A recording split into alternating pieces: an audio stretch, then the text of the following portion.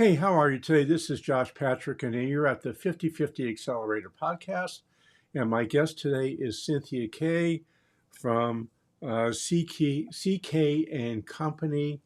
And she has a media production company, has been doing it for, I don't know, 40 years, has 11 people in the organization. And when we were doing our pre interview, we had a fascinating conversation. And I know she's going to be just an unbelievable guest. And we're really lucky to have her here today. So let's bring Cynthia on. Hi, Cynthia. How are you today? Well, I am well, and thank you so much for that kind introduction. Well, I was very impressed with our conversation we had a couple of weeks ago, and I've been looking forward to today. So I'm very happy to have you. Well, thank So, you. when we were talking a couple of weeks ago, you were telling me about your early partnership experience and how it was a disaster. So, can you tell us that story? You learn the most from the things that don't work. I've often said that. And when I started the business, I actually started it with a partner. And I think I had this notion that I needed someone, to complement the skills that I didn't have. So I had worked in broadcasting and had done a lot of production, investigative reporting, live talk shows. I wasn't as maybe techie as the business was because, you have people who do that. So when I started the media production company, I thought, you know what? I really need someone who's got more technical knowledge than I do. And it happened that I was working with someone, and I thought, what a perfect compliment. I can do this part of it, he can do that part of it, and you put it together, and it's great. What I missed in all of that is that partnerships are, I'm going to say, even more critical sometimes than marriages because it's like a marriage. And you spend more time with that person than frankly you do with your family. So we started the business out, and I thought I had asked all the right questions. And frankly, I did it right on the legal side. Set the corporation up, had a partnership agreement, did all that checklist stuff that everybody tells you you're supposed to do. What I didn't consider were the soft skills, the personality differences, the attitudes of people. And frankly, a few years into the partnership, it started to be a problem because I wanted to move ahead and was, thinking, let's grow this business, and he wanted to keep it really small. And it was one of those things that I think you don't think about asking those questions, right?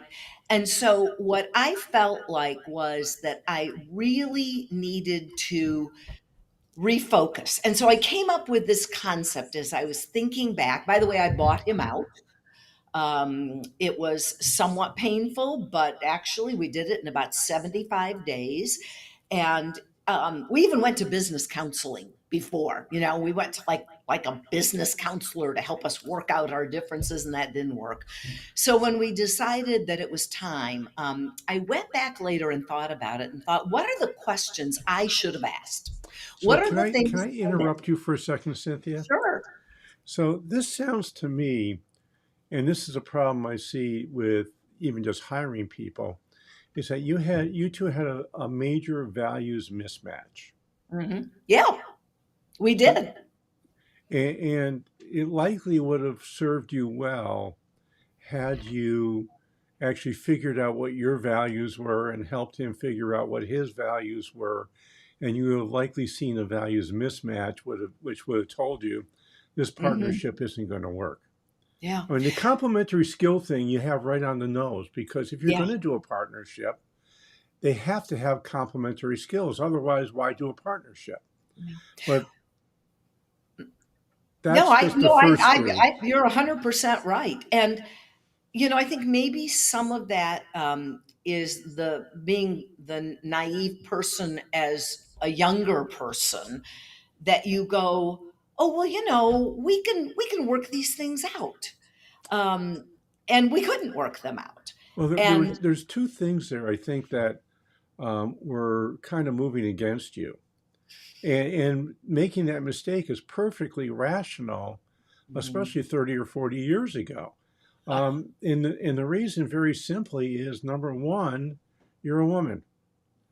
oh, that's Women, interesting. more often than men, way more often than men, in my experience, think they need partners.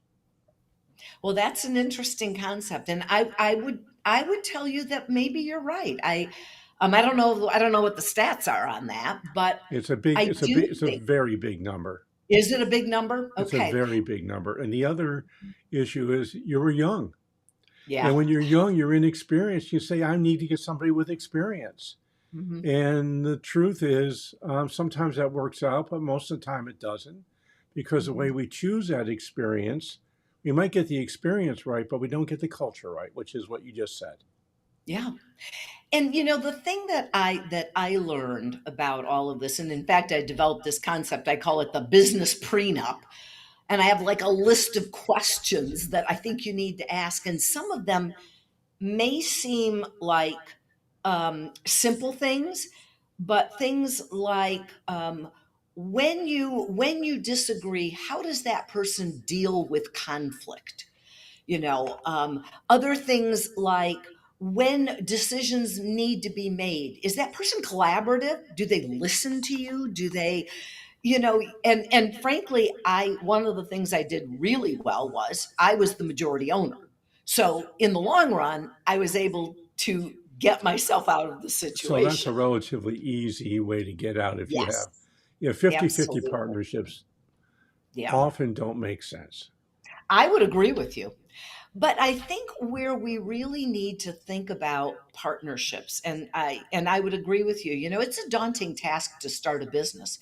I took out a home equity loan on my house, and signed a personal guarantee, and I was taking a lot of risk, and so you do want to surround yourself with good people, but maybe you don't need to be a partner with those people. Maybe that's expertise you can buy, You can and hire that's what all of I them. came to. Yeah, well, some people, partnerships they live with, they can't do without. And Right. with most private business owners, are actually better off being solos and I hiring agree. the people they need. Yeah, I agree with you 100%. And that's something that over the years, I was glad that I made the transition early enough in the career of the business before I had gotten too far into it. So, because once you start doing things like buying buildings together and, I mean, making all of those investments, then you've got more things to deal with. Yes. So I think, but I do think I just recently had the experience where I went and visited two women business owners, and I will tell you they've got it right. But what they have is very unique. You don't find it a lot. I mean, they are great partners and have been great partners. But I think you really need to approach partnerships with a lot of skepticism. And that's what I say to people starting a business today. Do you really need that person? Are you better off to keep that as a contract relationship or an employee that you hire? Do you really need them on your staff? Yeah, So those are really good questions to ask. You said something which is really kind of cool because I use that term all the time when I call the shareholders agreement the mm, partnership prenup. yeah. And the reason you want to do that while you're forming your business is Mhm. because you're getting along. Yes. If you try to do a shareholders agreement when you're not getting along, Yeah. the chances of that being successful and the business not being blown up has just Mhm. become way, way, way less than if you done at the beginning of the business. Well, the other thing that I think about too is I think you're excited. People are excited when they want to start a business and they Yeah, want to make it work. And so sometimes people also say things to please the other person. And so you have to, there's where, you want to believe the person and they probably are saying it in the best possible light, but long term they really can't stick to it. yeah, And I think the other side of it too that I see with partnerships is that if you have, for example, at the time I was single, right? And this was a person who got married and started having children. And, I mean, there are different needs there. And how are you going to accommodate? Those are questions you need to ask. How are you going to accommodate dealing with family issues? How are you going to deal with, when things don't go right and you might need to take a salary reduction? How are you going? I mean, you have to think of all the bad things that will happen and think about how you would deal with them so that you don't have to do it when you find yourself in a tough spot. And the truth of it is, if you're in business for any length of time, you are going to hit rough patches. It's just part of the job. Yep. And it's really too bad that attorneys have not really figured out how to help their clients form partnerships because they have no clue what to ask. It's basically for them, well, this is my standard form and this is how we do it. Yeah. But, I mean, hopefully people have, a team of good people who will ask those questions. And I guess I would tell you anybody who comes to you with a standard form is probably not somebody you want to work with because they're not looking at you as a unique entity, right? Might need to find some new resources. Well, the challenge with an attorney that comes with their standard form is you don't know it's their standard form. Yeah, It's that's just probably true. it's a partnership agreement, and a partnership agreement is got a lot of standard stuff in it. But Hmm. before you get to the partnership agreement, it would be Hmm. really useful for the attorney, and they don't do this because that's not what they're trained to do, to ask the questions. Hmm. Um, Startups have a couple of problems. One is they don't have any money. That's true. Yeah. So they can't afford, and I'm talking about the vast majority of the startups. I'm not talking about the venture funded ones in Silicon Valley Right. or in Boston. Yeah. Absolutely. They don't have any money, so as a result, they can't afford to hire competent advice when they're starting. Hmm. And on top of that, as Michael Gerber likes to say, most entrepreneurs are, or most business owners are entrepreneurs or business owners having an entrepreneurial cramp. They're Yeah. technicians having an entrepreneurial cramp, which I Yeah. find true. And as a result, they don't know where to go for advice. Well, but I will tell you, I think the reason that I was able to successfully get out of the business and do it well is that I had a great attorney who actually took the time, and then frankly, when negotiating the buyout Oops, you just frozen, Cynthia. Cynthia, you're frozen.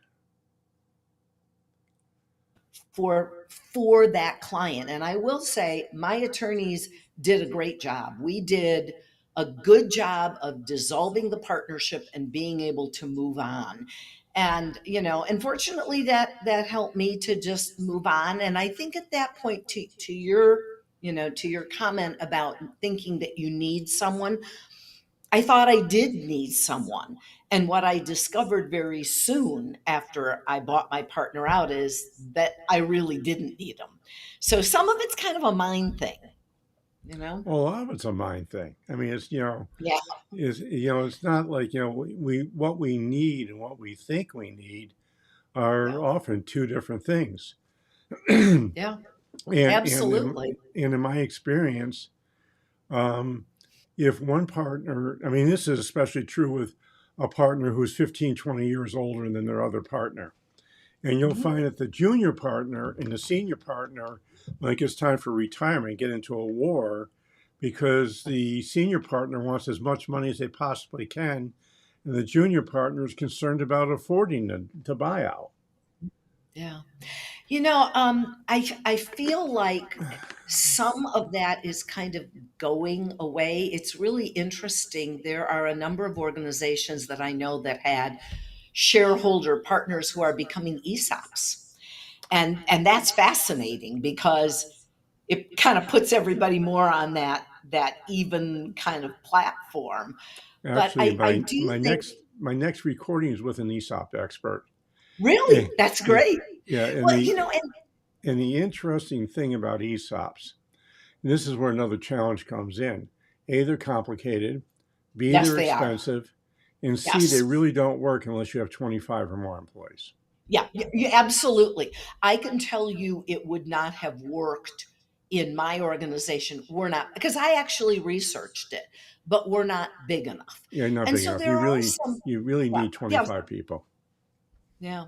So, there's some things, there's some unique challenges that smaller entities have, but that doesn't mean we can't overcome them. We just have to be more creative, frankly. Yeah. So let's talk about hiring a little bit because that's kind of like a first cousin to partnerships because you're essentially hiring a partner when you do a partner. So, what have you learned about hiring over the years? Well, I actually have that is part art and part science. Here's what I have learned. I think it's really, really important that when you are hiring people, you have the opportunity to see them at work. And I will say that one of the things that we have done is we have actually paid people to come in and work with us for a week. Because when you see someone actually working, what they say they can do and what they can do, completely different. So, We also, can I just stop you here for a second? yeah, Because you hit a really important point, which I don't want to gloss over, okay. and that is paying the people who you're putting on a test. Hmm. Too many companies expect potential employees to give them one, two, three, maybe a whole week of time free. Even if you No, bring somebody in for 4 hours, you need to pay them for the 4 hours. You bring them in for a I day, do. you need to pay them for a day. Number one, it's the law that you have to. And Hmm. number two, it's only the ethical thing to do. And if you don't do it, you're starting off on the wrong foot.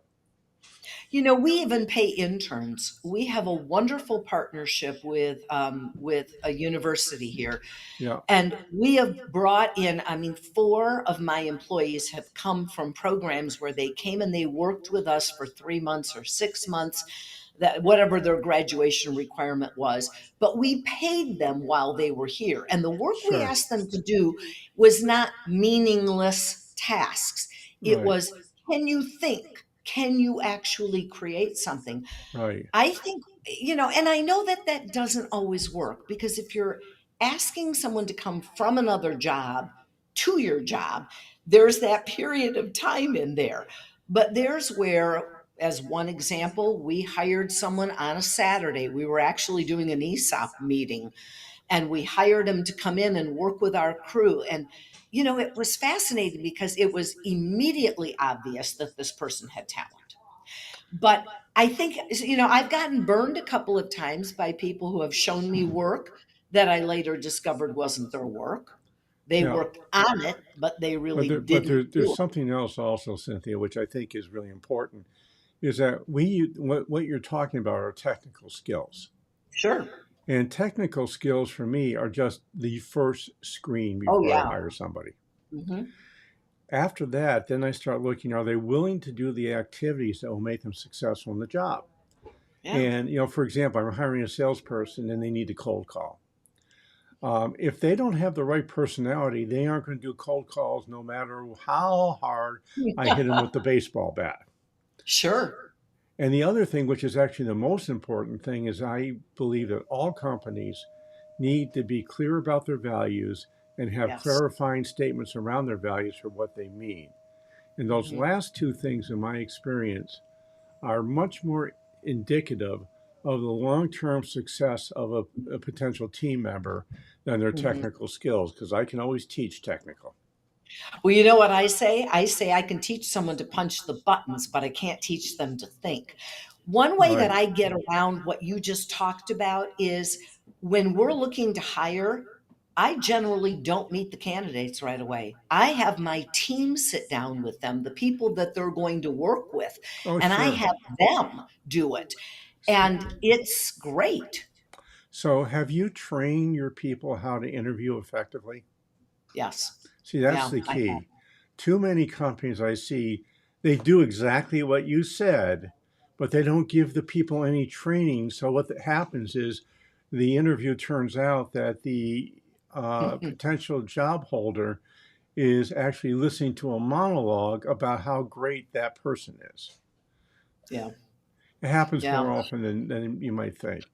Well, I think the other side, and this may be an advantage, is because of what we do as a communications company, we talk a lot about asking questions, about Yes.